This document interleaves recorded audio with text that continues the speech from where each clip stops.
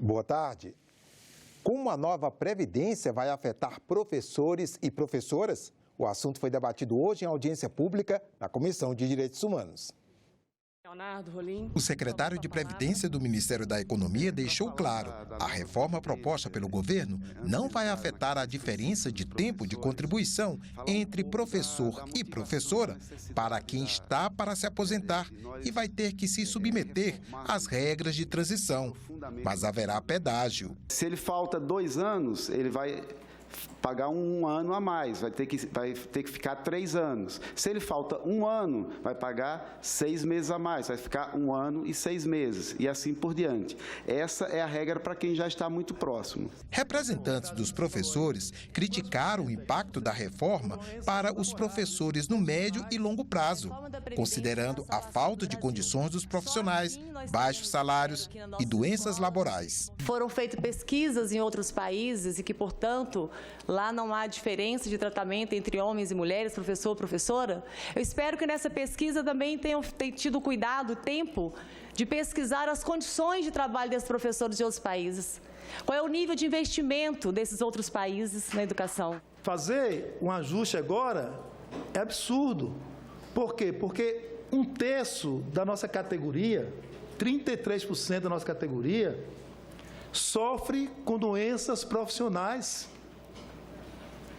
Então, 1/3 da categoria está se afastando da sala de aula temporariamente ou de forma definitiva por doenças laborais, doenças profissionais. O secretário lembrou que problemas estruturais da categoria dos professores não serão resolvidos pela Previdência. A gente sabe que a remuneração do professor está longe de ser a ideal, que as condições de trabalho em muitas escolas está longe de ser a ideal, mas nós devemos avançar nessas áreas, né? Melhorar a remuneração, que eu acho que já tem políticas nos últimos anos que melhoraram bastante, e em melhorar as condições de trabalho dos professores, mas não jogar para a Previdência um problema que não é previdenciário. É fato que não vamos resolver. Agora, também não tem nenhuma medida, nenhum movimento para o cumprimento do Plano Nacional de Educação. Pelo contrário, nós temos congelamento por 20 anos. A casa própria é o sonho da maioria dos brasileiros. E quem tem emprego com carteira assinada pode contar com a ajuda dos recursos do FGTS. Mas é preciso respeitar os prazos de carência. A Comissão de Assuntos Sociais aprovou mudanças na lei do FGTS para agilizar o saque dos trabalhadores para a compra do imóvel. O Fundo de Garantia do Tempo de Serviço é uma poupança para o trabalhador a partir dos depósitos feitos pelo empregador. 8% do salário bruto são destinados a uma conta vinculada. O bolo cresce e o governo utiliza os recursos para obras de infraestrutura, saneamento e construção de moradias populares. O saque do dinheiro pelo trabalhador acontece nos casos de aposentadoria, demissão sem justa causa e financiamento da casa própria. Em 2017, a arrecadação do FGTS foi de 123 bilhões de reais. Os saques alcançaram 118 bilhões. 77 bilhões para demissões sem justa causa, 19 bilhões para as aposentadorias e 16 bilhões de reais para aquisição ou construção de imóveis. Agora, nos casos específicos de movimentação do FGTS, a lei prevê alguns prazos de carência conforme a modalidade do saque. Ou seja, o trabalhador tem que estar vinculado um determinado tempo ao fundo de garantia para fazer uso do dinheiro. A lei do FGTS prevê 3 anos de permanência no fundo para sacar o dinheiro para pagamento de prestações da casa própria, 2 anos para amortização do saldo devedor e 3 para a quitação do imóvel. O projeto aprovado na Comissão de Assuntos Sociais reduz todos os prazos para 1 ano. Autor e relator do projeto de lei acreditam que a mudança beneficia o trabalhador, que paga juros de mercado pela casa própria e vê o seu dinheiro do FGTS corrigido pelos baixos índices da poupança. E é notório que os juros e custos bancários não costumam ser camaradas em hipótese alguma. A diferença entre as correções pagas aos trabalhadores das contas do FGTS e com os encargos aplicados nos financiamentos habitacionais. O Estado não deve entravar, com pequenas questões de prazo ou burocracia, a realização do sonho da casa própria. Além disso, O dinheiro que sai do fundo alimenta o mercado, gera empregos e novos depósitos. É um círculo virtuoso. E o trabalhador, se ele atrasar as prestações da sua casa própria, ele vai pagar um juros de até 9,5% ao ano, enquanto que o seu fundo de garantia rende em torno de 3% ao ano. 3 anos hoje é um prazo muito elástico. Com certeza é muito longo e nós puxamos para 1 ano. 1 ano ele já pode retirar o dinheiro, tanto para pagar dívidas junto ao sistema financeiro de habitação, como também para reformar a casa. Se não houver recurso para exame da matéria no plenário, o projeto que altera o prazo de carência para o saque do FGTS segue direto para a Câmara dos Deputados. A Comissão de Transparência, Fiscalização e Controle aprovou o pedido para o Tribunal de Contas da União investigar o preço dos combustíveis. E a Petrobras passou a divulgar diariamente os preços de gasolina e diesel em todos os locais de venda às distribuidoras. Mais transparência em relação aos preços dos combustíveis. Essa é uma demanda cobrada há tempos pela sociedade, que vem sentindo no bolso os reajustes. O consumidor e o cidadão, ele tem direito a saber do que ele está sendo cobrado. Então, a política de preços da Petrobras, ela também não é transparente.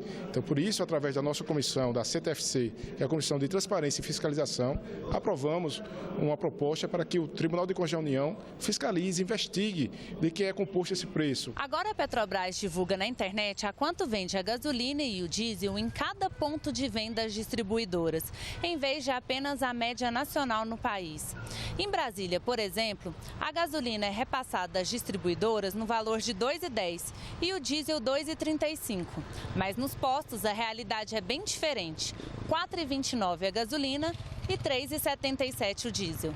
Este especialista explica que o preço dos combustíveis vendidos às distribuidoras é formado pelas cotações internacionais destes produtos e pela variação do dólar, mas esses não são os únicos componentes do preço final. Nós temos os tributos, nós temos as margens dos distribuidores e revendedores, nós temos a mistura, tá, de biocombustível, né, tanto a gasolina como ao diesel, e isso varia, cada um desses agentes, né, tem uma influência maior ou menor na composição desses preços. No caso da gasolina, o preço final é composto da seguinte forma: 32% é o valor de custo e lucro da Petrobras, 44% são tributos, 13% custo da adição do etanol, 11% custo da distribuição e revenda.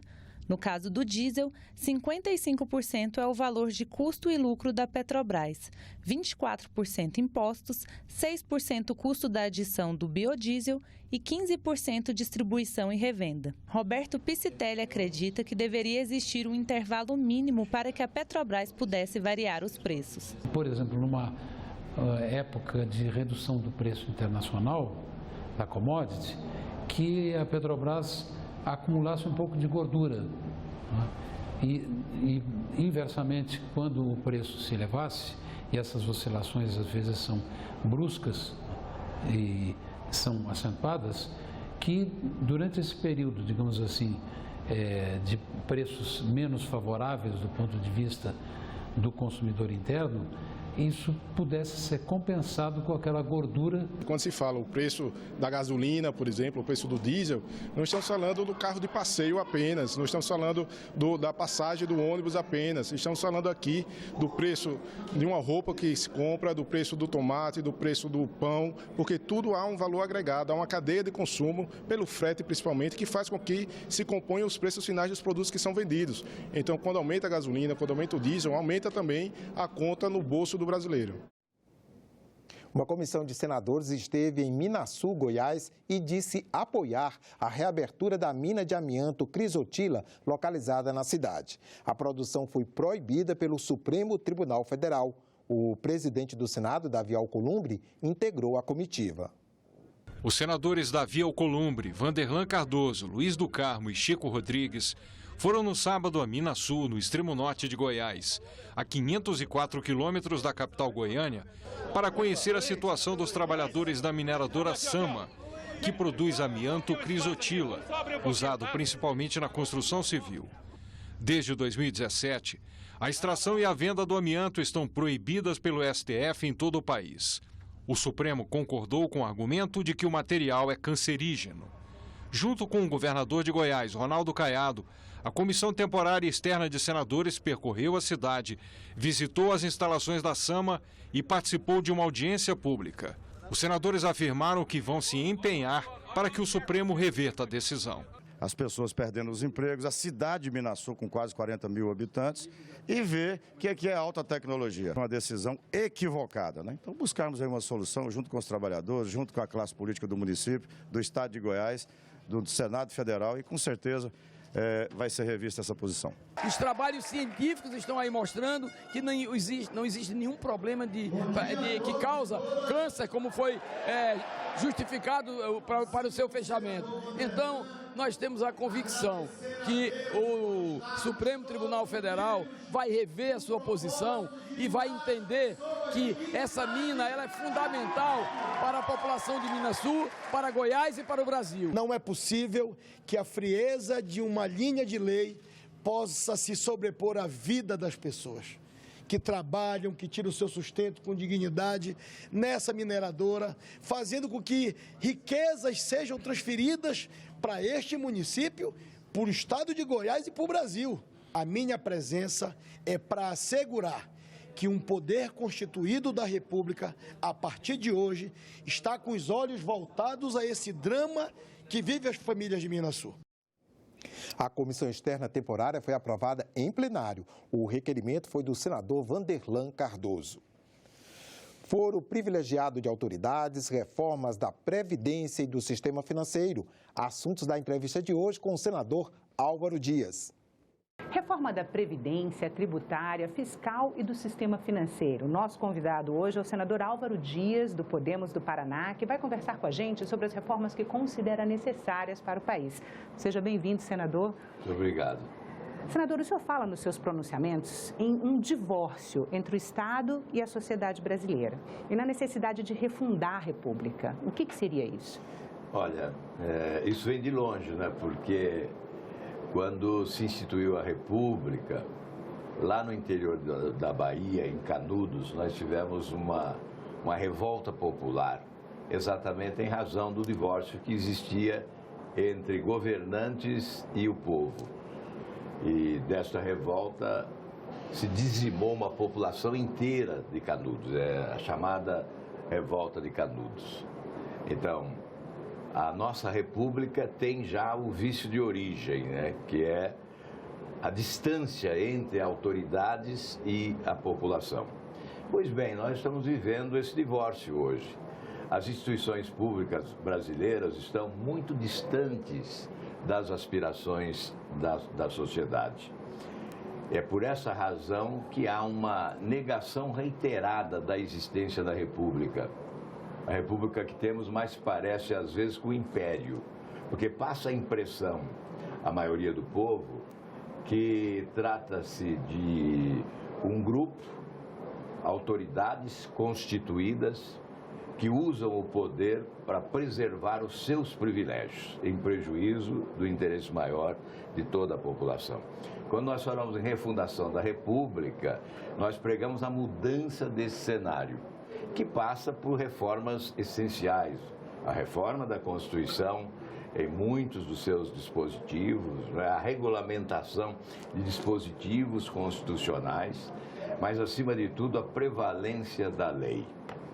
E há algo insubstituível: todos devemos ser iguais perante a lei. Se queremos instituir e consagrar a República para valer, nós temos que respeitar a lei. Todos devemos nos submeter a ela.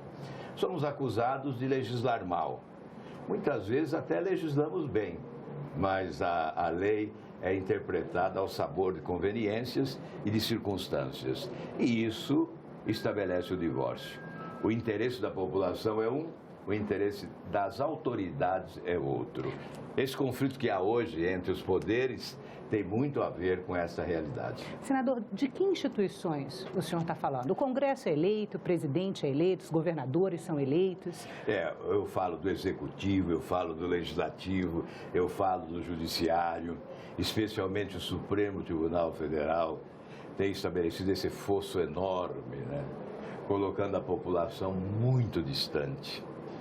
Se colocando acima da Constituição, ao invés de se constituir guardião da Constituição. O Supremo Tribunal Federal, muitas vezes, rasga a Constituição, porque se considera acima dela. Nós tivemos, nestes dias ainda, censura a uma revista, a revista Cruzoé, o site O Antagonista, o inquérito para investigar internautas que supostamente estariam desagradando ministros do Supremo Tribunal Federal, uma violência ao que existe de legislação no país. Nós estamos realmente distanciados. Então, quando se fala, olha, não se pode estabelecer esse conflito entre os poderes, instalar uma CPI, lava-toga, por exemplo, incitar ao conflito. Não, o conflito que há é entre as instituições e a população. E, senador, como é possível promover algum tipo de conciliação? É exatamente acabando com os privilégios das autoridades, é um bom começo. Eu faço questão de salientar que há lá na Câmara um projeto que já passou pelo Senado e não foi fácil, e demorou, mas passou, está na Câmara aguardando deliberação, só a deliberação, já passou por todas as fases da tramitação, está pronto para ser votado no plenário da Câmara dos Deputados. É um projeto que acaba com o foro privilegiado das autoridades no Brasil. E não são poucas as privilegiadas, são mais de 55 mil autoridades. O foro privilegiado ganhou asas e voou na Constituinte de 88. E hoje é uma excrescência, é uma imoralidade, é um retrocesso. Se você vai aos Estados Unidos, quais são as autoridades privilegiadas com um foro especial? Zero. Você vai na Alemanha, uma autoridade. Você vai em Portugal, 3. Pode percorrer o mundo, não há nada igual ao que há no Brasil. Esse estandarte da impunidade, que é o foro privilegiado, coloca lá num patamar de superioridade autoridades que nunca são julgadas. Eu vou só dar um número aqui para encerrar esse assunto, porque não precisa mais, não é?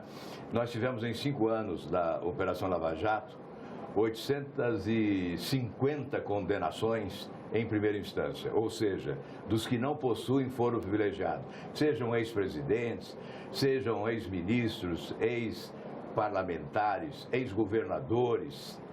Foram 850 condenações com 3.000 anos de prisão. Aqui, no Supremo Tribunal Federal, em 5 anos, apenas uma condenação. Portanto, essa é a diferença. A diferença é o foro privilegiado. Se nós queremos nos aproximar, ou se nós queremos trazer a sociedade para mais próximo de nós, nós temos que começar acabando com os nossos privilégios. E este é o privilégio do momento. Em razão da Operação Lava Jato, ele está presente no dia a dia do noticiário. Então é preciso acabar com ele com urgência. Senadora, a Previdência também tem sido, para voltar a falar sobre reformas, a Previdência também tem sido tratada como uma forma, a reforma da Previdência como uma forma de também combater privilégios, né? O senhor disse que a Previdência precisa sim de aperfeiçoamentos, mas que a atual reforma que está sendo debatida não chega perto de ser a solução para o déficit público, né? O que o senhor pode explicar? Pois não. Olha, estão colocando a reforma da Previdência como o próximo milagre, né? Capaz de salvar o Brasil, de resolver todos os nossos problemas. Não teremos mais problema algum no Brasil se aprovarmos a reforma da Previdência. Isso é uma falácia, isso é um atentado à nossa inteligência. Fala-se numa economia de R$1 trilhão em 10 anos.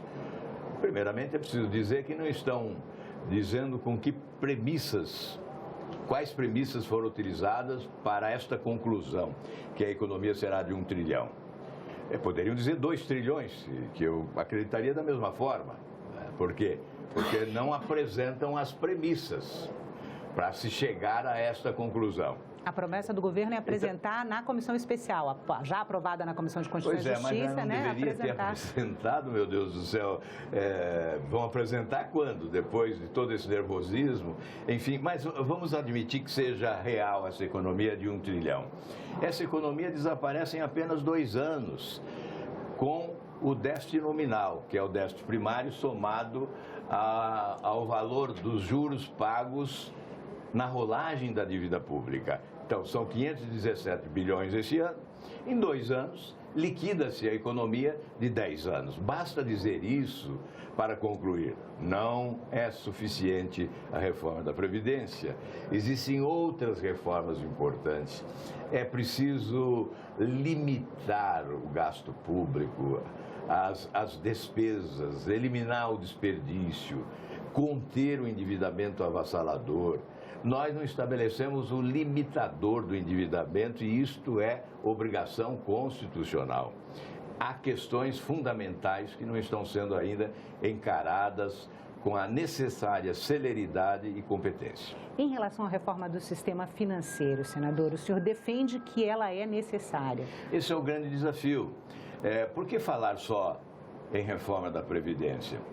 O déficit da Previdência é considerado a causa maior e não é a causa maior. Até porque, se nós analisarmos bem, vamos dar aqui um dado importante. Em 2016, o déficit da Previdência alcançou 280 bilhões de reais. Responsabilidade das desonerações, 144 bilhões. Responsabilidade da DRU, 92 bilhões. Portanto, sem desonerações e sem DRU, o déficit seria 22 bilhões apenas. Portanto, o problema não é a Previdência. Eu não estou dizendo que sou contra a reforma, eu sou favorável à reforma, porque eu desejo modernização. Mas a reforma que eu prego é aquela que interessa à população e não apenas ao governo preocupado em tapar buracos da sua própria incompetência, abertos nas finanças públicas. A reforma da Previdência tem que encarar o futuro do brasileiro, que precisa ter uma aposentadoria digna para viver os últimos anos da sua existência com a dignidade que merece viver. Portanto, esta é uma questão fundamental. Eu falei em desonerações, esse ano são 310 bilhões. Agora, eu pergunto aos governos que adotaram essa política, que são os governos passados, que são os governos do PT, quem foi beneficiado com as desonerações? O trabalhador foi? Gerou emprego? Não, não gerou emprego. O consumidor foi beneficiado? Houve redução no preço dos produtos? Não, não houve redução no preço dos produtos. Então, o benefício das desonerações ficou no caminho. Ficou concentrado em nichos, grupos econômicos. E os municípios foram beneficiados? Os municípios foram prejudicados. Eles foram consultados? Não, não foram consultados.